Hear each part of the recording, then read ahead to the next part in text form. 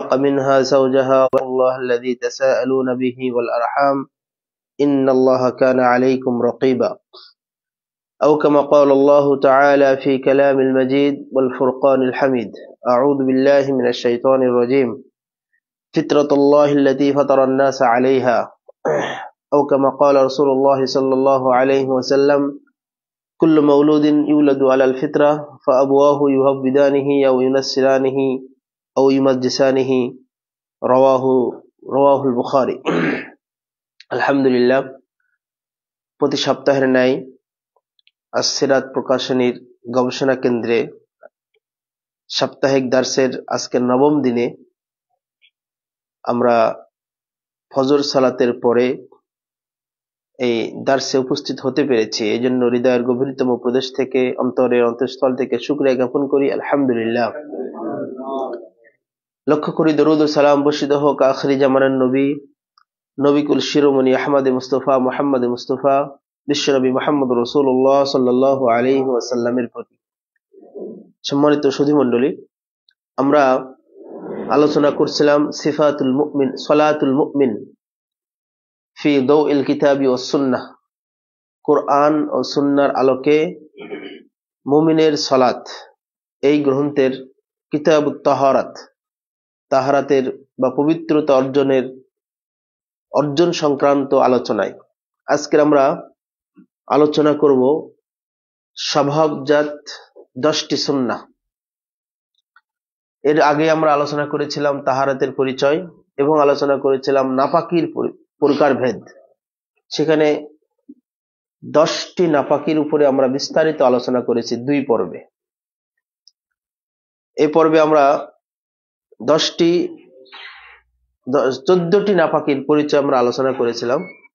এ পর্বে আমরা স্বভাবজাত 10টি সুন্নাহ এ বিষয়ে আলোচনা করব ইনশাআল্লাহ। আমা তৌফিকি ইল্লা বিল্লাহি আলাইহি তাওয়াক্কালতু ওয়া ইলাইহি উনীব। সম্মানিত উপস্থিতি, মানুষের এমন কিছু অভ্যাসগত বিষয় রয়েছে যা যেখান থেকে বেরিয়ে আসা, যেখান থেকে মুক্ত থাকা কোনো মানুষের পক্ষে সম্ভব নয়। মানুষ এটা সে হিন্দু, মুসলিম, বৌদ্ধ, খ্রিস্টান যেই হোক না কেন, এই বিষয়গুলো তাদের জন্য তাদের জীবনের সাথে অঙ্গ অঙ্গভাবে জড়িত। মেডিকেল সায়েন্স বলেন, আধুনিক বিজ্ঞান বা রাসূলুল্লাহ সাল্লাল্লাহু আলাইহি সাল্লাম সেই 2000 বছর আগে এটার বাস্তবতা আমাদের সামনে তুলে ধরেছেন। এ প্রসঙ্গে আল্লাহ তাআলা কোরআনুল কারিমে এবং রাসূলুল্লাহ সাল্লাল্লাহু আলাইহি ওয়াসাল্লাম এর হাদিসে বিভিন্ন ভাবে উল্লেখ করেছেন। মূলত আল্লাহ তাআলা মানুষকে এই স্বভাবগত বৈশিষ্ট্যের উপরে, ফিতরাতের উপরে সৃষ্টি করেছেন। ফিতরাত, সুনানুল ফিতরাহ, ফিতরাতের সুন্নাত সমূহ। আল্লাহ সুবহানাহু ওয়া তাআলা বলেন সূরা আর-রুম 30 নম্বর আয়াত, ফিতরাতুল্লাহ, আল্লাহর প্রকৃতির অনুসরণ করো, আল্লাহর ফিতরাতের, আল্লাহর স্বভাবগত বৈশিষ্ট্যের অনুসরণ করো। আল্লাতী ফাতারান নাস আলাইহা, যে ফিতরাতের উপরে, যে প্রকৃতির উপরে, যে বৈশিষ্ট্যের উপরে আল্লাহ তাআলা মানুষকে সৃষ্টি করেছেন। রব্বানি বৈশিষ্ট্য, এটা আল্লাহ সুবহানাহু ওয়া তাআলা যাদেরকে স্পেশাল ভাবে মূল্যায়ন করেন, ভালোবাসেন, মুত্তাকিন, মুসাদ্দিকিন, মুমিনিন, এদেরকে আল্লাহ তাআলা দিয়ে থাকেন। যদিও এই আলোচনাটা প্রত্যেক মানুষের জন্য অতীব জরুরি। রাসূলুল্লাহ সাল্লাল্লাহু আলাইহি ওয়াসাল্লাম সহিহ বুখারী, আবু দাউদ, সহিহ মুসলিম সহ সকল হাদিস গ্রন্থে এই হাদিসটি উল্লেখ করা হয়েছে।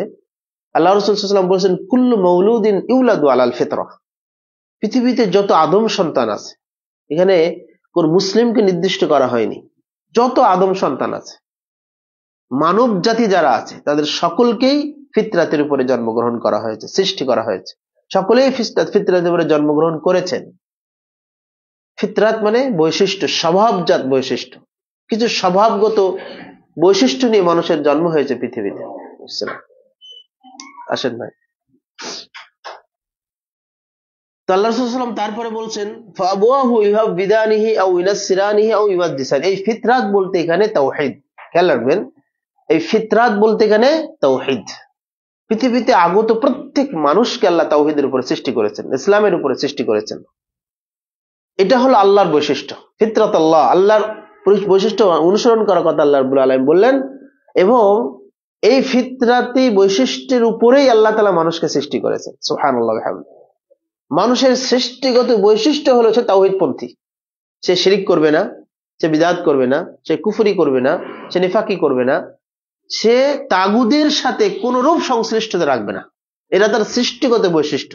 এর সৃষ্টি, মানব জাতির সৃষ্টি হয়েছে এগুলো থেকে মুক্ত রেখে শুধুমাত্র তাওহীদের উপরে। অথচ আল্লাহ রাসূল সাল্লাল্লাহু আলাইহি ওয়াসাল্লাম বলছেন এই ফিতরাতি বৈশিষ্ট্য তথা তাওহীদের উপরে মৃত্যুবরণ করার, জন্মগ্রহণ করার পরে মানুষের পিতামাতার কারণে, পারিপার্শ্বিক অবস্থার কারণে, সমাজ ব্যবস্থার কারণে মানুষ কেউ হিন্দু হয়ে যায়, কেউ খ্রিস্টান হয়ে যায়, একটু এগিয়ে বসেন, কেউ কেউ ইহুদি হয়ে যায়। সে কথাই আল্লাহ রাব্বুল আলামিন, আল্লাহ রাসূল বললেন ফাবওয়াহু ইউহাব্বিদানিহি, পিতামাতার কারণেই সে ইহুদি হয়, ওয়া ইউনাসসিরানিহি, পিতামাতার কারণেই সে খ্রিস্টান হয়, ওয়া ইউমাজ্জিসানিহি, পিতামাতার কারণেই সে অগ্নি উপাসক হয়। তত অমুসলিম বা পিতা মাতার কারণেই সে দিনদার হয়, আবার পিতা মাতার কারণে সে বেদিনদার হয়, দুনিয়াদার হয়। পিতা মাতার কারণেই সে বিলল্পনা ভাবে জীবনযাপন পরিচালনা করে, নিয়ন্ত্রণহীন জীবনযাপন করে। আবার পিতা মাতা সৎ দিনদার হলে তার জীবনটাও দিনদারের ভিতরে, দিনের ভিতরে অতিবাহিত হয়। এটা স্বাভাবিক, এই বিষয়টা বোঝানোর প্রয়োজন নাই।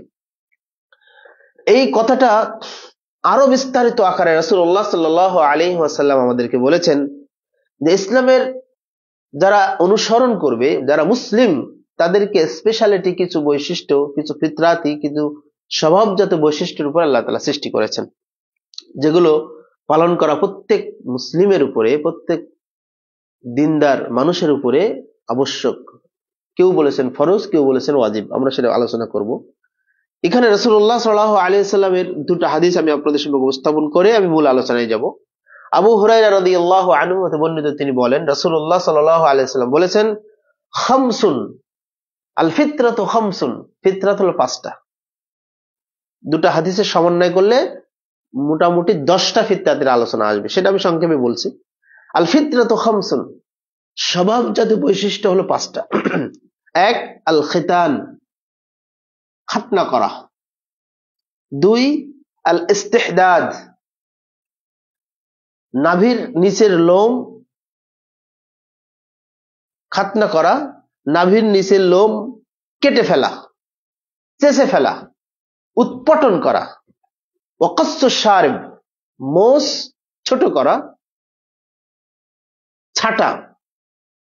ও তাকলিমুল আযফার, নখ, অতিরিক্ত নখ কেটে ফেলা।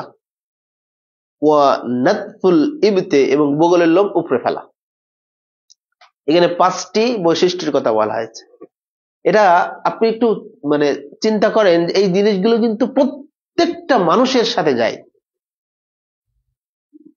হাতের নখ কর্তন করা, বগলের নিচের লোম কর্তন, কেটে ফেলা বা চেঁচে ফেলা বা তুলে ফেলা, মোষ ছোট করা, নাভির নিচের লোম কেটে ফেলা, আর খাতনা করা। মেডিকেল সায়েন্স এই খাতনা করার ব্যাপারে যে আধুনিক রিসার্চ করেছে, এটা হতভাগা হওয়ার মতো। যে কথাটা রাসূলুল্লাহ সাল্লাল্লাহু আলাইহি ওয়াসাল্লাম সে আগে 1000 বছর আগেই বলেছেন, ঠিক একই হাদিসে, আরেকটা হাদিসে আয়েশা রাদিয়াল্লাহু আনহা হতে বর্ণিত, তিনি বলেন রাসূলুল্লাহ সাল্লাল্লাহু আলাইহি ওয়াসাল্লাম বলেছেন আশরা মিনাল ফিতরাহ, ফিতরাত হলো 10টা, ফিতরাত হলো 10। ওই 5টার বিষয় এই হাদিসের ভিতরেও আছে। এক, কাসসুশ শারিব, মুখ ছোট করা। ওয়া ইফাউল লিহয়া, দাড়ি ছেড়ে দেওয়া। ইফা মানে লম্বা করা, দাড়ি ছেড়ে দেওয়া। ওয়া ইস্তিনশাকুল মা, পানি দ্বারা নাক ঝাড়া। ওযুর সময় আমরা যেন নাক ঝাড়ি না, পানি দিয়ে নাক ঝাড়া। ওয়া কাসসুশ আযফার, এবং নখ কর্তন করা। ওয়া গাসলুল বারাজিম, এই যে হাতের নখগুলো খেলাল করা। এবং অনেক সময় এই যে হাতের নখগুলোর যে গিট, এই গিটগুলো সুন্দর করে ধৌত করা। আবার এখানে আমরা মূল আলোচনায় গেলে বুঝতে পারবো। এরপরে ওয়া নাতফুল ইবতে, নভির নিচের লোম কর্তন করা, এটা হচ্ছে বগলের নিচের লোম তুলে ফেলা। ওয়া হালকুল আনা, নাভির নিচের লোম হালাক করা, নেড়া করাকে বলে না, হালাক করা। ওয়া ইনতিকাজুল মাই ইয়ানি আল ইস্তিনজা, এবং পেশাব পায়খানার পরে পানি খরচ করা, ইস্তিনজা, এটা স্বভাবগত বৈশিষ্ট্য। ক্বালা রাবি আয়েশা রাদিয়াল্লাহু আনহা বলছেন, ও নাসিতুল আশিরাতা, 10 নম্বরটা আমি ভুলে গেছি কোনটা, তবে ইল্লা আন তাকুনাল মাদমাদাতা, তবে আমার মনে হয় সেটার নাম হলো কুলি করা। ও যদি আমরা কুলি করি না, কুলি করা। এই মোট 10টি ফিতরাতি বৈশিষ্ট্য আমরা হাদিসে পাই, যেটা আল্লাহ রাব্বুল আলামিন যে ফিতরাতের উপরে মানুষকে সৃষ্টি করেছেন, যেগুলো এইগুলো সবই হলো তাওহীদি আলোচনা। এটা হলো আমাদেরকে বুঝতে হবে। চলুন এবার আমরা যে গ্রন্থ থেকে আলোচনা করছিলাম সেই গ্রন্থের দিকে চলে যাই। আমি আপনাদেরকে এই নোটটা দেবো আজকের, এটা যদি পারবেন, আমরা এক কপি করেছি, আমরা চাইলে আমরা ফটোকপি করে দেবো ইনশাআল্লাহ। লেখক আদ-ডক্টর সাঈদ ইবনে আলী ইবনে ওয়াহাব আল-কাহতানী রাহিমাহুল্লাহ, যিনি হিসনুল মুসলিমের লেখক, তিনি বলছেন, আল ফিতরাতুল মাকসুদাতা ফি হাদাল মাবহাত, এই অধ্যায়ের ফিতরাতের আলোচনা দ্বারা উদ্দেশ্য হলো ফিতরাতি বৈশিষ্ট্য, যেটা আমরা একটু আগে আলোচনা করলাম, হিয়াস সুন্নাহ ইনদা আকসারু আহলিল ইলম, অধিকাংশ উলামায়ে কেরামের নিকটে এটা হলো আদায় করা সুন্নাহ, এটা আদায় করা সুন্নাহ। কেউ বলেছেন ওয়াজিব, আবার কেউ বলেছেন ফরজ, কেউ বলেছেন ফরজ, কেউ বলেছেন ওয়াজিব। ফরজ হচ্ছে একটু হালকা, আবার অধিকাংশ উলামায়ে কেরাম বলেছেন এটা সুন্নাহ, গুরুত্বপূর্ণ সুন্নাহ। ক্বালু, আবার অনেকেই বলেছেন ওয়াল মা'না, এর অর্থ হলো ইন্নাহা মিন সুনানিল আম্বিয়া আলাইহিমুস সালাতু ওয়াস সালাম, এটা নবী পৃথিবীতে আগত যত নবী এবং রাসূলকে দুনিয়াতে আল্লাহ তাআলা প্রেরণ করেছেন তাদের একটা সুন্নাহ ছিল। প্রত্যেক নবী এবং রাসূলের সুন্নাহ ছিল এই ফিতরাতি বৈশিষ্ট্যগুলো পালন করা। আন্না বা'দাল খিসাল ওয়াজিবা, এই 10টি বৈশিষ্ট্যের মধ্যে কিছুটা হলো ওয়াজিব, ও বা'দুহা মুস্তাহাব্বা, আবার কিছুটা হলো বৈধ, কিছুটা হলো জায়েজ। খেয়াল রাখবেন, আমরা পূর্বে আলোচনায় মনোযোগী হব। পূর্বে যে কয়েকটি পর্ব যারা উপস্থিত ছিলেন, আমরা শেষ এসে আমরা কিছু কথা আপনাদের কাছে শুনবো ইনশাআল্লাহ, যে মনে আছে কিনা, নাপাকি কি জিনিস, নাপাকি কয় প্রকার, কোন কোন জিনিসে নাপাকি হয়, যদিও আমি নোট দিতে পারিনি, দেব ইনশাআল্লাহ। ওয়ালা ইয়ামতানিউ কুরিনাল ওয়াজিব বিগাইরিহি, বলছে এই 10টার ভিতরে কোনটা ওয়াজিব এবং কোনটা সুন্নাহ, তবে একটার সাথে আর একটার সম্পর্ক যদি হয়ে যায় সেটা ওয়াজিব হয়ে যেতে পারে কখনো কখনো। প্রথম আমরা চলে যাই আল খিতান, খাতনা করা। খাতনা করা বিষয়টা আলোচনা করতে গিয়ে লেখক মহোদয় বলেছেন, ওহুয়া কতউ জামিউল জিলদা আল্লাতী তুগাত্তি হাশাফাতার রাজুলি হাত্তা তানকাশিফা জামিউল হাশাফা। তিনি বলছেন যে লিঙ্গ, পুরুষ লিঙ্গের সম্মুখ ভাগে অতিরিক্ত যে চামড়া, পুরুষ লিঙ্গের সম্মুখ ভাগে অতিরিক্ত যে চামড়া, এই চামড়া যে আবরণ, এটা কেটে ফেলা এবং মূল অগ্রভাগটা উন্মোচিত করা, তুলে ফেলা, মূল লিঙ্গের যে মূল অগ্রভাগ এটা উন্মোচিত করা, এটা হলো পুরুষের ক্ষেত্রে। এটা কেউ বলেছেন ওয়াজিব, কেউ বলেছেন মুস্তাহাব, কেউ বলেছেন সুন্নাহ, অধিকাংশ উলামায়ে কেরাম বলেছেন সুন্নাহ। কেন? এটা হলো পুরুষের ক্ষেত্রে। ও আম্মাল মারআতু, আর মহিলাদের ক্ষেত্রে ফায়ুকতাউল জুজউ আ'লা মিনাল লাহমাতি আল্লাতী কান্নুয়া। আমরা জানি যে আমাদের দেশে বা ভারতীয় উপমহাদেশে, এশীয় অঞ্চলে মহিলাদের খাতনা করার প্রয়োজন হয় না। প্রাকৃতিকভাবে সৃষ্টির একটা বিশেষ বৈশিষ্ট্য থাকার কারণে এ এলাকার মহিলাদের খাতনা করার প্রয়োজন হয় না, প্রাকৃতিকভাবেই ওটা পড়ে যায়, ওটা হয় না। কিন্তু সৌদি আরব বা মধ্যপ্রাচ্য এই রাষ্ট্রগুলোতে এখনো মহিলাদের খাতনা করার বিষয় চালু রয়েছে। এমনকি আমাদের ভারতে কিছু শিয়াপন্থী, খেয়াল রাখবেন, ভারতের কিছু শিয়াপন্থী 86% নারীদের খাতনা করায়, যদিও তারা এটা ঠিক করার কারণ এই অঞ্চলে মহিলাদের খাতনা করার কোনো প্রয়োজন নাই। কিভাবে খাতনা করায়? যে তাদের লিঙ্গের অতিরিক্ত কিছু মাংসের টুকরা থাকে, যেটা কান্নুয়াত বলা হচ্ছে। নুয়াত মানে ফলের বিচি, সেটা হতে পারে তেঁতুল অথবা কাঁঠাল অথবা ছোট ছোট যে বিচির মতো এরকম বিচি সদৃশ তাদের থাকে। ওয়াহিয়া তুশবাহু উরুফুদ্দিক, যেমন মুরগির ঝুটি, মোরগের ঝুটি যেমন, এরকম ছোট ছোট ঝুটির মতো তাদের জরায়ুতে দেখা যায়। যেটা তাদের স্বাভাবিক জীবনযাপন চলাফেরা করার জন্য অনেক কষ্টদায়ক হয়। আল্লাহ রাসূল সাল্লাল্লাহু আলাইহি ওয়াসাল্লাম বলেছেন, মহিলাদের যদি এইরকম সমস্যা হয়, এটা যদি খাতনা করা হয়, এটা তাদের জন্য সম্মানজনক।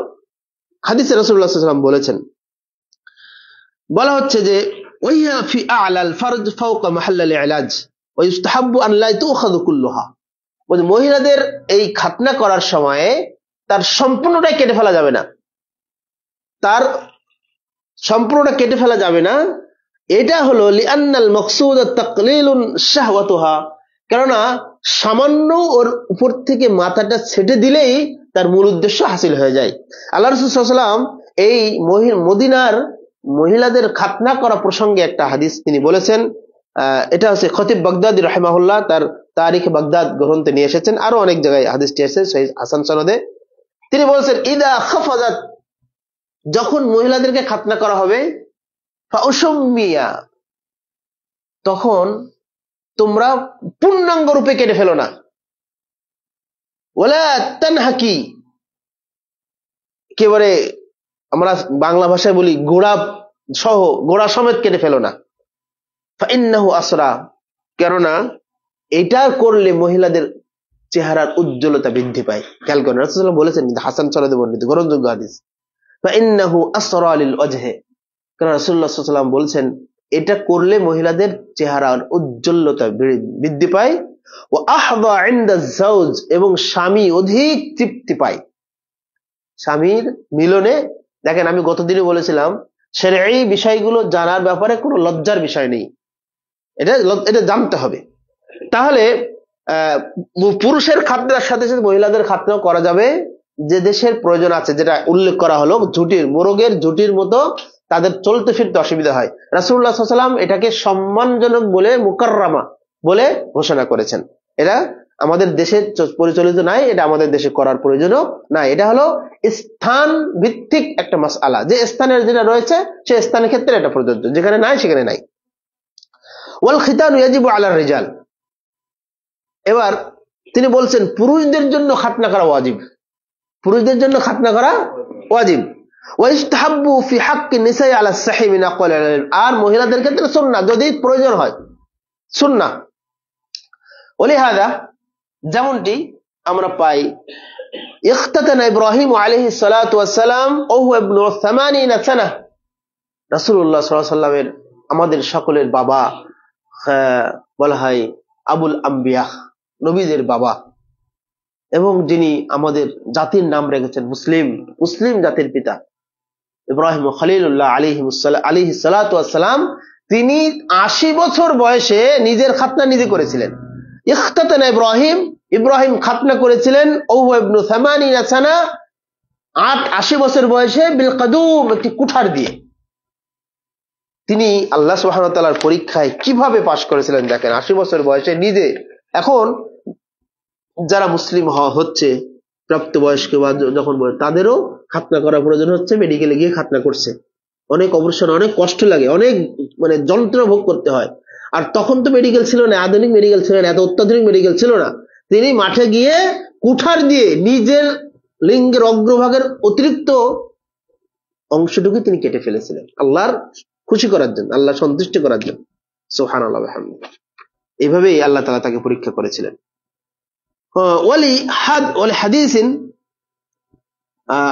অন্য একটা হাদিসে বর্ণিত হয়েছে, আলকি আনকা শিরুল কুফরি ওয়াখতাতারা, তোমরা তোমাদের এই অতিরিক্ত অংশটুকু ছেড়ে ফেলো, এটা কুফরিদের সাথে তোমাদের বৈশিষ্ট্যকে ভিন্ন করে দিবে। পরে আলো বিস্তারিত আসছে। খাতনার এই বিষয়ে এইটুকু আলোচনা করে আমরা এই পর্বে আলোচনা শেষ করছি। এরপরে হালকুল আনা, সেটা হলো নাভির নিচের লোম কেটে ফেলা, চেঁচে ফেলা, উৎপাটন করা, ওটা ব্লেড দিয়ে চেঁচে ফেলতে হবে। আমাদের কাছে কিছু ভাই প্রশ্ন করে, নাভির নিচের লোম বলতে কি নাভি থেকেই শুরু হবে? দেখেন, একটা জিনিসের সৌন্দর্য আছে, একটা জিনিসের সৌন্দর্যতা একটা বিষয় রয়েছে না। ওই লিঙ্গের চতুর সাইডে অন্ডকোষ সহ আপনার এগুলো কাটতে হবে। নাভির নিচ থেকে আপনি যদি নিয়মিত কাটেন তাহলে সেখানে বিশাল জঙ্গল হয়ে যাবে, রাসূলুল্লাহ সাল্লাল্লাহু আলাইহি ওয়াসাল্লাম আল্লাহ তাআলা সৌন্দর্যকে ভালোবাসতেন, তিনি সৌন্দর্যশীল, তিনি সৌন্দর্যকে ভালোবাসেন। অতএব আপনার কাছে যতটুকু মনে হবে কাটলে আপনার হক আদায় হচ্ছে, আপনি ততটুকু কাটবেন নাভির নিচ থেকে। এই বিষয়টা খেয়াল রাখবেন। নাতফুল ইবতে, বগলের লোম উপড়ে ফেলা। যদি অল্প বয়স থেকে বগলের লোম উপড়ে ফেলার অভ্যাস থাকে তাহলে বয়স বেড়ে গেলেও তুলে ফেলতে কষ্ট হবে না। কিন্তু যদি ছোটবেলা থেকে চেঁচে ফেলা শুরু করেন তাহলে কিন্তু কেটে ফেলতে সমস্যা হবে, কষ্ট হবে। কারণ মাথার চুল কি টেনে তোলা যায়? ঠিক চাচতে চাচতে যদি চেঁচা অভ্যাস হয়ে যায় তাহলে বগলের লোম চেঁচে ফেলতে তুলে ফেলতে কিন্তু জ্বালা করবে, রক্ত বের হবে। এই জন্য ছোটবেলা থেকে অভ্যাস করতে হবে। যারা আপনাদের আমাদের সন্তান আছে আর আমরা যারা পেরেছি তো আলহামদুলিল্লাহ। আর যদি কষ্ট হয়ে যায় তখন সৌদি আরবের ফতোয়া লাজনা আদ-দায়মা, রাষ্ট্রীয় ফতোয়া বোর্ড যারা, সেখান থেকে ফতোয়া দিয়েছে যদি তুলে ফেলতে কষ্টকর হয়, যন্ত্রণার কারণ হয়, তাহলে কেটে ফেলা যাবে, বা লোম নাশক যে মলম ক্রিম যেগুলো আছে সেগুলো ব্যবহার করা যাবে। তারা বলেছেন তাকলিমুল আতফার, নখ কর্তন করা, দুই হাতের এবং দুই পায়ের নখ কর্তন করা।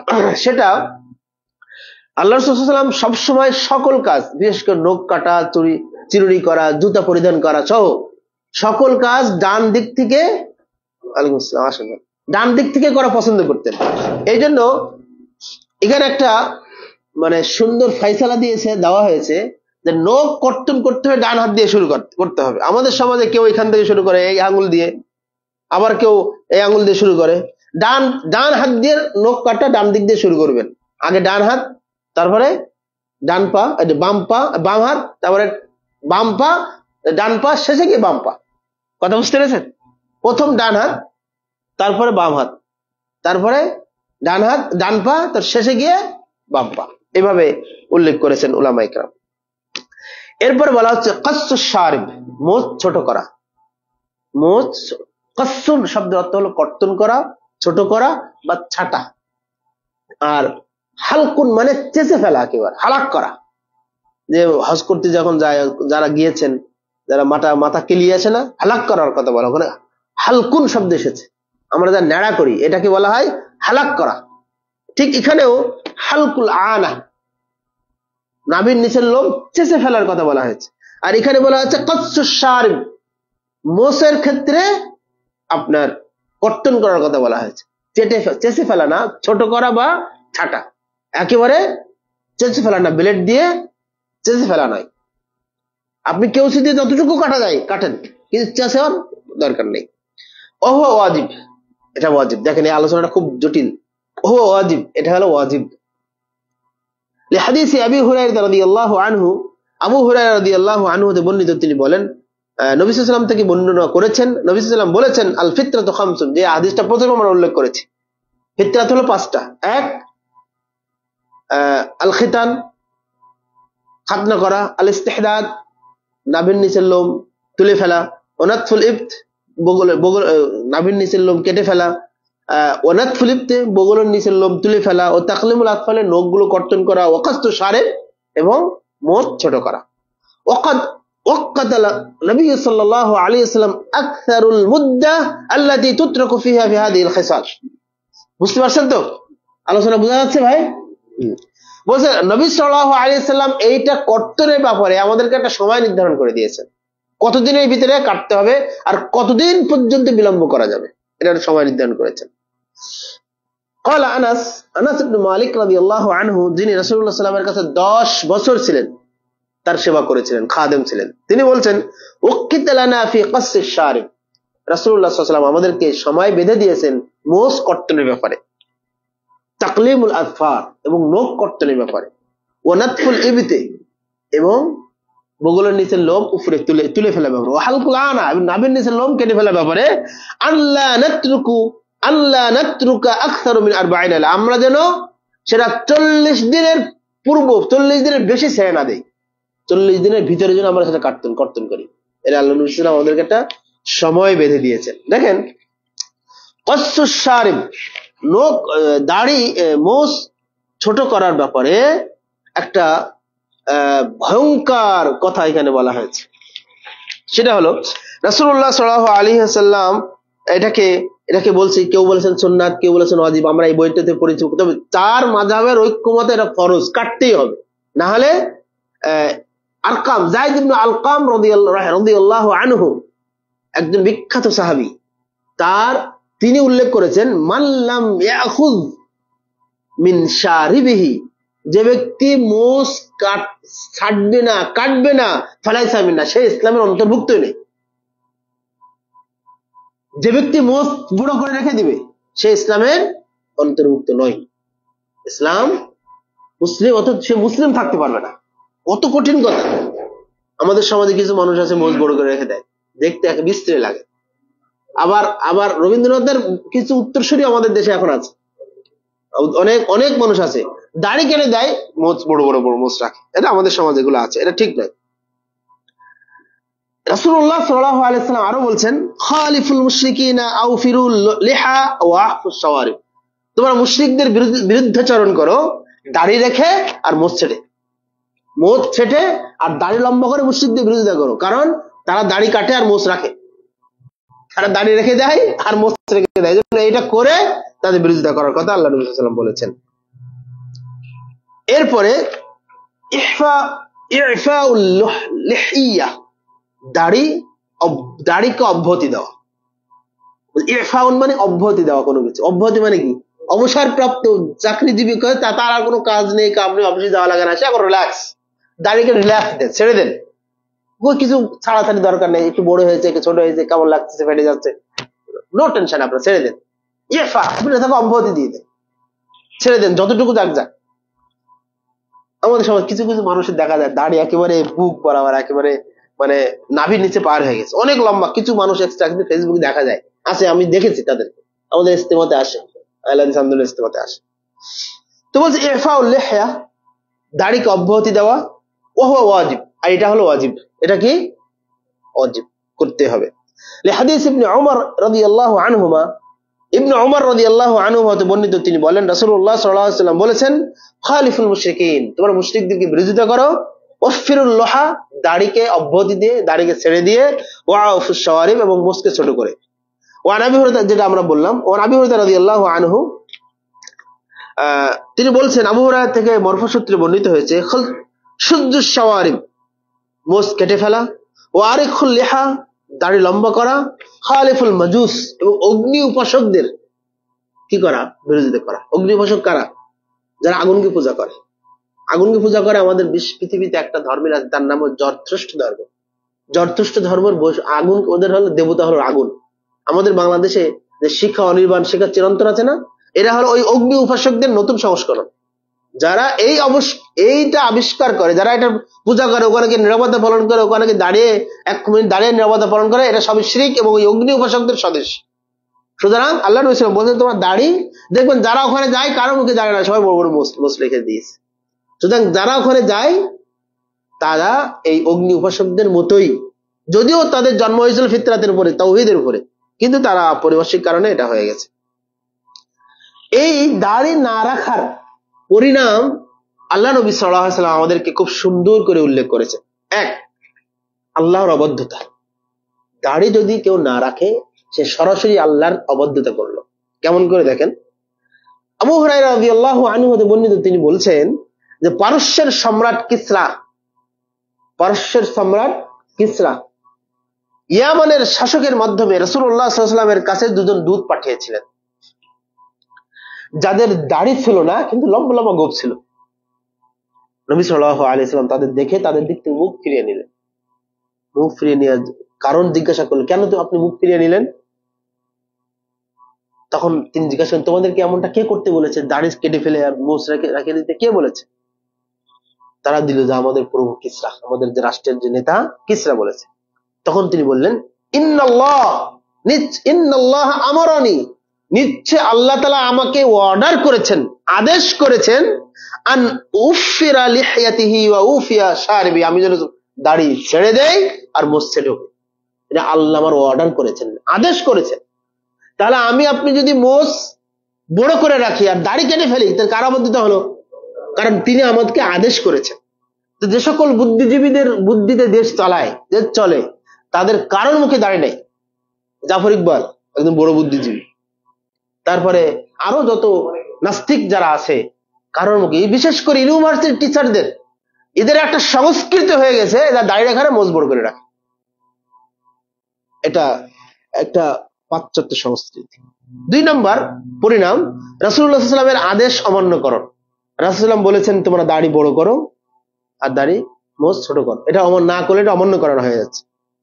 এছাড়া রাসূলুল্লাহ সাল্লাল্লাহু আলাইহি ওয়াসাল্লাম বলেছেন, আল্লাহ তাআলা কোরআনে সূরা আল জিন 23 নম্বর আয়াতে বলছেন যে তোমরা যদি আল্লাহ ওমাই ইয়াসিল্লাহ ওয়া রাসূলহু, তোমরা যদি আল্লাহ এবং রাসূলের অবাধ্যতা করো, আমরা দাড়ি না রেখে আল্লাহ অবাধ্যতা করলাম, আর দাড়ি না রেখে রাসূলের সুন্নাত অনুসরণকে অবাধ্য করলাম, তোমরা যদি আল্লাহ এবং আল্লাহ অনুসরণ না করো তাহলে তোমাদের স্থান হবে, থাকার জায়গা হবে জাহান্নাম। সূরা জিন 23 নম্বর আয়াত, আপনারা খুলে দেখবেন।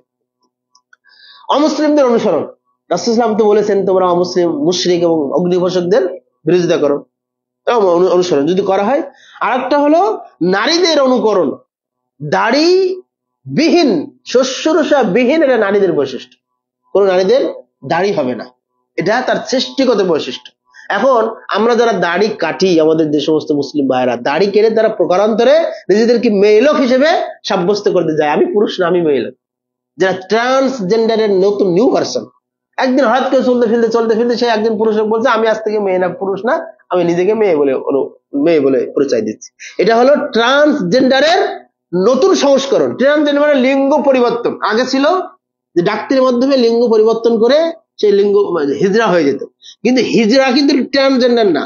ট্রান্সজেন্ডার আপনি পুরুষ মানুষ আছেন, চলতে ফিরতে হঠাৎ করে আপনি বলছেন আমি আজ থেকে পুরুষ না, আমি নিজেকে মেয়ে ফিল করছি। আবার আপনার মেয়ে অনেকদিন মানে জন্ম হয়েছে মেয়ে হয়ে, হঠাৎ করে বাবাকে বলছে বাবা আমি আজ থেকে পুরুষ ফিল করছি। এটা হলো ট্রান্সজেন্ডার। আর এই রোগ বর্তমান মুসলিম সমাজে প্রকট মহামারীর রূপ নিয়েছে। আর দাড়ি যারা কাটে না তারা এই পথের পথিক, কারা নিজেদেরকে পুরুষ হওয়া সত্ত্বেও নারী বলে মানুষকে বোঝাতে চায়, দেখেন আমি পুরুষ না, আমি নারী। এরপরে পরের আলোচনাতে মিসওয়াক করা, যদিও আমরা ওখানে নাই কিন্তু আলোচনা এখানে নিয়ে এসেছেন। মিসওয়াক এটা হলো নবীদের একটা সুন্নাহ, প্রত্যেক নবী এবং রাসূল। আমরা 7 টার ভিতরে শেষ করে দেব ইনশাআল্লাহ, সংক্ষেপে করে দিচ্ছি। আসওয়াকু, মিসওয়াক করা, ইউস্তাহাব্বু সিওয়াক ফি জামি'ল আওকাত, সকল অবস্থায় মিসওয়াক করা মুস্তাহাব। লিহাদিস আয়েশা রাদিয়াল্লাহু আনহা, আয়েশা সিদ্দিকা রাদিয়াল্লাহু আনহা বলেন রাসূলুল্লাহ সাল্লাল্লাহু আলাইহি ওয়াসাল্লাম বলেছেন আসওয়াকু মুতাহহারাতুল লিল ফাম মারজাতুল লিররাব। ছোট বিষয় মিসওয়াক করা, তিনি বলছেন রাসূল সাল্লাল্লাহু আলাইহি ওয়াসাল্লাম বলেছেন মিসওয়াক হলো মুখের দুর্গন্ধ দূরীকরণের একটা মাধ্যম ও মারজাতুল লিররাব এবং আল্লাহর সন্তুষ্টি অর্জনের একটা মাধ্যম। সুবহানাল্লাহ, মিসওয়াক করলে আল্লাহর সন্তুষ্টি অর্জন করা যায়। ওয়াতাআক্কাদু ইসতিহবাবুস সিওয়াক ফি ইদ্দাতিন আহওয়াল, রাসূলুল্লাহ সাল্লাল্লাহু আলাইহি ওয়াসাল্লামের পক্ষ থেকে কিছু অবস্থা আছে যে অবস্থায় মিসওয়াক করতে হয়, তিনি করতেন। যেমন কয়েকটা, আল আউয়ালু, প্রথম ইনদাল ইনতিবাহু মিনান নাওম, ঘুম থেকে যখন আপনি উঠবেন সতর্কতা হিসেবে মিসওয়াক করা। লিহাদিস হুযায়ফা রাদিয়াল্লাহু আনহু قال, হুযায়ফা রাদিয়াল্লাহু আনহু বলেন কানা নবী সাল্লাল্লাহু আলাইহি ওয়াসাল্লাম ইযা ক্বামা মিনাল লাইল ইয়াশুসু ফাহু বিসওয়াক, তিনি যখন রাতে ঘুম থেকে উঠতেন, উঠে প্রথম যে কাজটি করতেন সেটা হলো মিসওয়াক করা। ঘুম থেকে উঠেই, কারণ ঘুম থেকে উঠলে মুখের ভিতরে একটা দুর্গন্ধ ভাব চলে আসে, সারা রাত রাতে যা খেয়েছেন ওটা দাঁতে থেকে যায়। আসানি, দ্বিতীয়ত হলো ইনদা কুল্লি উযুইন, প্রত্যেক ওযুর আগে মিসওয়াক করা। লিহাদিস আবি হুরায়রা রাদিয়াল্লাহু আনহু, আবু হুরায়রা রাদিয়াল্লাহু আনহু এর হাদিস, নবী সাল্লাল্লাহু আলাইহি ওয়াসাল্লাম বলেছেন লাউলা আন আশুক্কা আলা উম্মতি লা আমারতুহুম বিসওয়াক ইনদা কুল্লি উযুইন, আমি যদি আমার উম্মতের উপরে মিসওয়াক করা কষ্টদায়ক মনে না করতাম তাহলে নির্দেশ দিতাম প্রত্যেক ওযুর আগে তোমরা মিসওয়াক করো। কেউ মিসওয়াক না করলে দোষ নেই, কিন্তু এটা আল্লাহ নবী সাল্লাল্লাহু আলাইহি ওয়াসাল্লামের এটা সুন্নাহ ছিল, অভ্যাস ছিল, তিনি প্রত্যেক ওযুর আগে কি করতেন? মিসওয়াক করতেন। এটা কষ্টকর হবে, যদি আল্লাহ রাসূল নির্দেশ দিতেন তাহলে কষ্টকর হতো আমাদের জন্য, তাই না? এজন্য কষ্টকর মনে না করতাম তাহলে আমি প্রত্যেক ওযুর আগে মিসওয়াক করার আদেশ করতাম। আস-সালিস, 3 নম্বর, ইনদা কুল্লি সালাত, প্রত্যেক সালাতের আগে। আলী হাদিস আবু হুরায়রা রাদিয়াল্লাহু আনহু, আবু হুরায়রা রাদিয়াল্লাহু আনহু এর হাদিস, আন্না রাসূলুল্লাহ সাল্লাল্লাহু আলাইহি ওয়াসাল্লাম قال, রাসূলুল্লাহ সাল্লাল্লাহু আলাইহি ওয়াসাল্লাম বলেছেন লাউলা আন আশুক্কা আলা উম্মতি, আও আলান নাস লামারতুহুম বিসওয়াক মা কুল্লি সালাতিন, আমি যদি আমার উম্মতের উপরে কষ্টদায়ক মনে না করতাম বা সাধারণ মানুষের উপরে কষ্টদায়ক মনে না করতাম, তাহলে আমি প্রত্যেক অজুর আগে, প্রত্যেক সালাতের আগে মিসওয়াক করার নির্দেশ দিতাম। দেখবেন আজও মধ্যপ্রাচ্য বা বিশেষ করে সৌদি আরব, মক্কা বা মদিনায় ইমাম সাহেবরা সালাত পড়ে তখন এদিকে একবার বিরাস মিসওয়াক করে পকেটে আমাকে রেখে দেয়। এটা এই সুন্নাতটা আমরা জারি করতে পারি। এরপরে আর রাবে, আর চতুর্থ নম্বর কোথায় মিসওয়াক করতে হবে? ইনদা দুখুল মানজিল, যখন বাড়িতে প্রবেশ করবেন, বাড়িতে প্রবেশ করার পরে আপনি মিসওয়াক করতে পারেন, করবেন। এটা রাসূলের সুন্নাহ। হাদিসি আয়েশা রাদিয়াল্লাহু আনহা قالت, আয়েশা রাদিয়াল্লাহু আনহার হাদিস, তিনি বলছেন আন্নান নবী সাল্লাল্লাহু আলাইহি ওয়াসাল্লাম কানা ইযা দাখালা বাইতাহু বাদা বিসওয়াক, তিনি রাসূলুল্লাহ সাল্লাল্লাহু আলাইহি ওয়াসাল্লাম যখন বাড়িতে প্রবেশ করতেন তখন তিনি সর্বপ্রথম মিসওয়াক করতেন। বাইরে গিয়েছেন বা সফরে গিয়েছেন, দাওয়াতি কাজে গিয়েছেন, যুদ্ধে গিয়েছেন, তিনি যখন সারাদিন পরে বাইরে ঘরে আসতেন আগে তিনি মিসওয়াক করতেন। আল খামিস, পঞ্চম নম্বর, عند تغير الرائحة في الفم أو طعمه أو إصفار لون الأسنان من طعام أو شراب, যে গোশত খেয়েছেন বা অন্য কিছু, এই যে সুলতান ডাইন্সে গিয়ে খেয়েছেন বা কাচ্চি ভাগে খেয়েছেন বা বিভিন্ন খাবার খাওয়ার পরে মুখের দুর্গন্ধ হয়ে যায়, দাঁতের রং হলুদ হয়ে যায়, তাই না? যে হলুদ হয়ে যাওয়ার পরে, খাওয়ার পরে, তখন এটাকে দূরীভূত করার জন্য মিসওয়াক করতে হবে। যে কোনো সময়, এটা যে কোনো সময় অপবিত্রতা, দুর্গন্ধ ছড়াচ্ছে, কেননা মিসওয়াক করলে মুখের পবিত্রতা, সৌন্দর্যতা বৃদ্ধি পায় এবং পবিত্রতা হাসিল হয়, অর্জন হয়। এইখানে এসে আবু হুরায়রা রাদিয়াল্লাহু আনহু এর একটি বর্ণনা আমরা পাই, যেটা সহিহ সনদে বর্ণিত হয়েছে, যেমন তিনি বলছেন লাকাদ কুনতু আস্তুনা ক্বাবলা আন আনামা ওয়া বা'দা মা আস্তাইকিদু। তিনি বলছেন যখন আমি বা আমরা খেয়াল করেন, ক্বাবলা আন আনাম, ঘুমাতে যাওয়ার আগে, ওয়া বা'দা মা আস্তাইকাদ, এবং ঘুম থেকে ওঠার পরে। ঘুমাতে যাওয়ার আগে আমরা মিসওয়াক করতাম এবং ঘুম থেকে ওঠার পরে মিসওয়াক করতাম, খাওয়ার পরে, আমরা ঘুম থেকে ওঠার পরে আর খাওয়া নাস্তার পরে। ক্বাবলা আন আকুলা, এবার তারপরে আবার বলছে ক্বাবলা আন আকুলা বা'দা মা আকুলা হিনা সামিত রাসূলুল্লাহ, ক্বাবলা পূর্বে, আন আকুলা আমরা কিছু খেতাম সকালে, খাওয়ার পরে মিসওয়াক করতাম, আর রাতে যখন খেতাম খাওয়ার পরে ঘুমাতে যাওয়ার আগে মিসওয়াক করতাম। যেটা আধুনিক বিজ্ঞান, ডেন্টাল বিশেষজ্ঞরা এই পরামর্শ আমাদেরকে দিয়ে থাকে, প্রতিদিন অন্তত পক্ষে 2 বার মিসওয়াক করতে হবে বা বিরাস করতে হবে। একটা হলো খাওয়ার, রাতে ঘুমাতে যাওয়ার আগে খাওয়ার পরে, আর সকালে ঘুম থেকে উঠে খাওয়ার পরে। দেখছেন আধুনিক বিজ্ঞান কত সুন্দর মিলে যাচ্ছে। আস-সাদিস, ষষ্ঠ নম্বর, ইনদা কিরাআতিল কুরআন, কোরআন তেলাওয়াতের আগে মিসওয়াক করা, কোরআন তেলাওয়াতের আগে। কেন? হাদিসে আলী রাদিয়াল্লাহু আনহু, আলী রাদিয়াল্লাহু আনহু হাদিসে উল্লেখ করা হয়েছে, রাসূলুল্লাহ সাল্লাল্লাহু আলাইহি ওয়াসাল্লাম বলেছেন ইন্নাল আবদা ইযা তাসাওয়াকা সুম্মা কামা, যখন কোন বান্দা তা মিসওয়াক করে অথবা সালাতে দাঁড়িয়ে যায়, ইউসাল্লি কামাল মালাক, তখন তার সাথে একজন ফেরেশতাও দাঁড়িয়ে যায়, সুবহানাল্লাহ বিহামদিহি, খালফাহু, তার পিছনে, ফায়াসতামিউ লিকিরাআতিহি, এবং তার তেলাওয়াত শ্রবণ করতে থাকে, ফায়াদনু মিনহু, এবং তার খুব নিকটবর্তী অবস্থানে চলে আসে ফেরেশতা যে কোরআন তেলাওয়াত করে। আও কালিমাতুন নাহওয়া, অথবা এরকম বাক্য এসেছে হাত্তা ইয়াদাউ ফাহু আলা ফিহি, এমন কি ওই ফেরেশতা যিনি কোরআন তেলাওয়াত করছেন তার মুখের সাথে ফেরেশতা তার মুখ লাগিয়ে দেয়, ফেরেশতা তার মুখের সাথে মুখ লাগিয়ে দেয়। মান ফিহি শাইউন মিনাল কোরআন, যখন সে কোরআন তেলাওয়াত করে, ইল্লা সারা ফি জাওফিল মালিক, তখন ফেরেশতা তার মুখ দিয়ে লেগে থাকার কারণে ফেরেশতাও তার মুখের সাথে কোরআন তেলাওয়াত দিয়ে শুনতে থাকে। ফাতাহিরু আফহাকুম লিল কুরআন, কোরআন তেলাওয়াতের সময় তোমরা কি করো? মিসওয়াক করো। আস-সাবিহ, সপ্তম নম্বর, ক্বাবলা আল খুরুজ মিনাল বাইতি ইলা সালাহ, সালাতের উদ্দেশ্যে যখন বাড়ি থেকে বের হবেন তখন মিসওয়াক করা, সালাতের উদ্দেশ্যে যখন বাড়ি থেকে বের হবেন তখন মিসওয়াক করা। লিহাদিসে যায়েদ ইবনে খালিদ আল জোহানি, খালিদ ইবনে জোহানি রাদিয়াল্লাহু আনহু বলেন, তিনি বলেন মা কানা রাসূলুল্লাহ সাল্লাল্লাহু আলাইহি ওয়াসাল্লাম ইয়াখরুজু মিন বাইতিহি লিশাইইন মিনাস সালাতি হাত্তা ইস্তাকু, রাসূলুল্লাহ সাল্লাল্লাহু আলাইহি ওয়াসাল্লাম যখন বাড়ি থেকে বের হতেন তখন কিছুই করতেন না সালাতের জন্য, শুধু মিসওয়াক করতেন, এটা তিনি বলছেন। এই মোট ওয়াইস্তাহাবুল ইস্তাকু আলাল লিসান, এখানে দেখেন শুধু দাঁত নয়, জিহ্বা, লিসান মানে জিহ্বাকেও মিসওয়াক দিয়ে লগ্রাতে হবে, জিহ্বাকেও। লিআন্না আবা মুসা, কারণ আবু মুসা রাদিয়াল্লাহু আনহু বলেছেন, আতাইনা রাসূলুল্লাহ সাল্লাল্লাহু আলাইহি ওয়াসাল্লাম ফারাআইতাহু, কারণ আমাদের কাছে রাসূলুল্লাহ আসলেন, ফারাআইতু, আমরা তাকে দেখলাম, ইস্তাকু আলা লিসানি, তিনি তার জিহ্বার উপরে মিসওয়াক করছেন। আবু মুসা বলছেন আমাদের মাঝে তিনি আসলেন, তিনি মিসওয়াক করছেন, আমরা দেখলাম তিনি তার জিহ্বাকে মিসওয়াক দিয়ে ঘষছেন। ওয়া ইস্তাহাব্বু তায়াম্মুনু মিনাস ফিসসুক ফিস সিওয়াক, আর মিসওয়াকটা সবসময় কি ডান সাইড থেকে করবেন, মিসওয়াক সবসময় ডান সাইড থেকে শুরু করবেন। لأن النبي صلى الله عليه وسلم كان النبي صلى الله عليه وسلم كان يعجبه التأمل في تنعله وترجله وطهوره وفي شأنه كله, কারণ নবী সাল্লাল্লাহু আলাইহি ওয়াসাল্লাম জুতা পরিধান করার দিক দিয়ে, মাথা শ্রেণী করার দিক দিয়ে এবং পবিত্রতা অর্জন করার দিক দিয়ে তিনি সবসময় ডান দিক দিয়ে শুরু করতেন। ওয়াইস্তাহাব্বু ওয়াইস্তাকু বিয়াদিল ইসরা, তবে আলবানী রাহিমাহুল্লাহর একটা মত এখানে আছে, আপনি কোন হাত দিয়ে বিরাস করবেন বা কোন হাত দিয়ে মিসওয়াক করবেন, এখানে তিনি একটা কথা বলেছেন যে ইস্তাহাব্বু আইস্তাকা বিয়াদিহিল ইসরা, বাম হাত দিয়ে তিনি মিসওয়াক ধরা মুস্তাহাব, মুস্তাহাব জায়েজ, বাম হাত দিয়েও করা যায়, ডান হাত দিয়েও শুরু করব, বাম হাত দিয়েও মিসওয়াক করা যায়। লিআন্নাহু ইমাতাতু আদা ইফআলু বিইহদাল ইয়াদাইন, কারণ দুই হাতের যে কোনো হাত, একটা হাত দিয়ে তো মানে অন্যান্য কষ্টদায়ক বস্তু দূর করা হয়, ওইটা একটা হাত, তো এই হাতেও কেউ যদি ইচ্ছা করে মিসওয়াক করতে পারে। ফাকানা বিল ইসরা কাল ইস্তিনজা, যদিও এই ইস্তিনজাটা এই হাতটা শুধু ইস্তিনজার কাজে ব্যবহার করা হয়। এই ব্যাপারে তিনি কিছু আলোচনা এখানে নিয়ে এসেছেন।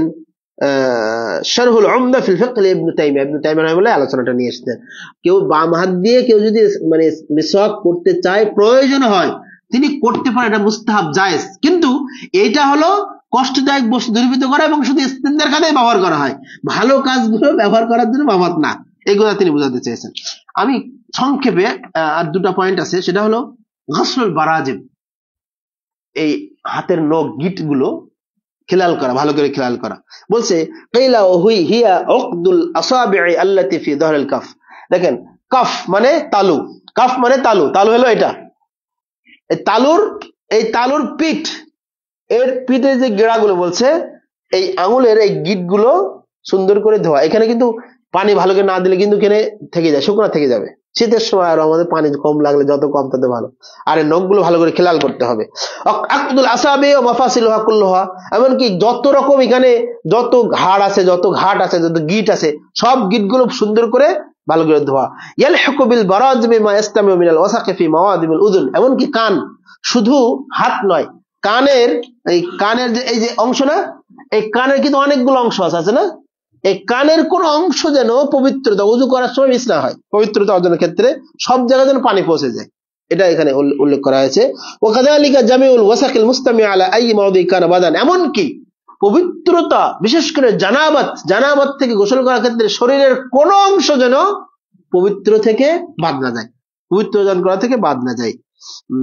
কিলা হিয়াল উকদুল্লাতি ফি যুহুরিল আসাবি ইস্তামিউ আলা ফি উসাকি, এটা আর দরকার নেই। এবার ইস্তিনশাক, কুলি করা, ইস্তিনশাক নাক ঝাড়া, ইস্তিনশাক হলো নাক ঝাড়া। নাক ঝাড়ার আলোচনায় লেখক বলছেন ওয়ায়াতি ইনশাআল্লাহ তাআলা, আমরা যখন ওযুর আলোচনা করব তখন এই নাক ঝাড়া আলোচনাটা সেখানে আসবে। আল ইস্তিনজা ওয়াল ইনতিজাহ, ইস্তিনজা করা এবং পানি ছিটিয়ে দেওয়া, এটাও তিনি বলছেন ওয়ায়াতি ইনশাআল্লাহ তাআলা, আমরা সঠিক সময় আলোচনাটা নিয়ে আসবো। ওয়াকাদ সাবাতা দালিলুন হাদিল খিসাল মিন হাদিস আয়েশা রাদিয়াল্লাহু আনহা, লম্বা যে হাদিসটা আমরা প্রথমে যে নিয়ে এসেছিলাম, এই হাদিসটা তিনি নিয়ে এসেছেন। শেষে বলছেন আল ফিতরাতু ফিতরাতান, ফিতরাত হলো দুই প্রকার। ফিতরাত কয় প্রকার? দুই প্রকার। ফিতরা মানে স্বভাবজাত বৈশিষ্ট্য দুই প্রকার। ফিতরাতুন তাতাআল্লাকু বিল কলব, একটা ফিতরাত হলো অন্তরের সাথে সংশ্লিষ্ট, ওই হিয়া মারিফাতুল্লাহ, আর সেটা হলো আল্লাহর পরিচয় জানা, আল্লাহর তাওহীদ সম্পর্কে অবগত হওয়া, তাকে ভালোবাসা এবং তার সাথে অন্য কাউকে প্রাধান্য না দেওয়া, এটা হলো ফিতরাতুল কলব, হৃদয়ের ফিতরাত, হৃদয়ের স্বভাব। হৃদয়ের মানুষের স্বভাব কি? আল্লাহ পরিচয় জানা, তাতে তাওহীদ সম্পর্কে পূর্ণাঙ্গ ধারণা রাখা। দুই, মুহাব্বা, তাকে ভালোবাসা। তিন, তার উপরে অন্য কাউকে প্রাধান্য না দেওয়া, যেটা আমরা তাওহীদের আলোচনায় শুনতেছি। এরপরে ফিতরাতু আমালিয়া, আর একটা আছে আমলগত ফিতরাত, যেটা আমরা এই 10টি সুন্নাতের উপরে আলোচনা করলাম। এর মাধ্যমে ফাউলা, প্রথম ফিতরাতের মাধ্যমে তুজাক্কিয়ান নাফস, অন্তরের পরিশুদ্ধতা অর্জন হয়। ওয়া রূহ, এবং আত্মার পরিশুদ্ধ, অন্তর এবং আত্মার একই জিনিস, পরিশুদ্ধ অর্জন হয়। ওয়াতুতাহিরুল কলব, এবং হৃদয়ের পবিত্রতা অর্জন হয়। প্রথম ফিতরাতুল কলব, হৃদয়ের ফিতরাত, স্বভাব থেকে এর কারণে আমাদের হৃদয়ের প্রশান্তি অর্জন হয়, আত্মার প্রশান্তি অর্জন হয় এবং হৃদয় পবিত্র হয়। ওয়াসানিয়া, আর দ্বিতীয় প্রকার ফিতরাত যেটা আমরা এই যে পড়লাম, এতক্ষণ আলোচনা করলাম, এটা হলো শরীরের পবিত্রতা অর্জন হয়। আল্লাহ তাআলা আমাদের সকলকে এই বিষয়ে যথাযথ ইলম অর্জন করার তৌফিক দান করুন এবং ইলম অনুযায়ী আমল করার তৌফিক দান করুন। আল্লাহুম্মা আমিন। সময় শেষ, ভাইয়ের অফিসের ডিউটি আছে। আমি দুই একটা প্রশ্ন করতে পারি? আর একদিন স্পিকার এসছে ইনশাআল্লাহ। আল্লাহ তাআলা আমাদেরকে, আপনাদের জন্য একটা হাদিয়া আছে, যতজন আছেন একটা কপি করে ইখলাস নিয়ে যাবেন। আমাদের পক্ষ থেকে একটা করে হাদিয়া থাকলো। আল্লাহ তাআলা আমাদের সকলকে কবুল করুন। আল্লাহুম্মা আমিন। আপনাদেরকে অসংখ্য ধন্যবাদ ও মোবারকবাদ জানাই যে আমাদের এই হালাকায় বা দার্সে আপনারা উপস্থিত হয়েছেন ফজরের পরে। আল্লাহ তাআলা আমাদের সকলকে এই সময় বারাকা দান করুন। আল্লাহুম্মা আমিন। এবং দুনিয়া এবং আখিরাতের সফলতার মাধ্যম হিসেবে কবুল করুন। আল্লাহুম্মা আমিন। আখিরাতের মুক্তির পাথর হিসেবে আমাদের এই সময়টুকু কবুল করুন। আল্লাহুম্মা আমিন। যতটুকু শিখেছি জেনেছি, প্রথম আমাকে এবং আমাদের সকলকে আমল করার তৌফিক দান করুন। আল্লাহুম্মা আমিন। ওয়া আখিরু দাওয়ানা আলহামদুলিল্লাহি রাব্বিল আলামিন। সুবহানাকা আল্লাহুম্মা ওয়া বিহামদিকা আশহাদু আল লা ইলাহা ইল্লা আনতা আস্তাগফিরুকা ওয়া আতুবু ইলাইকা। ওয়াসসালামু আলাইকুম ওয়া রাহমাতুল্লাহি ওয়া বারাকাতুহু।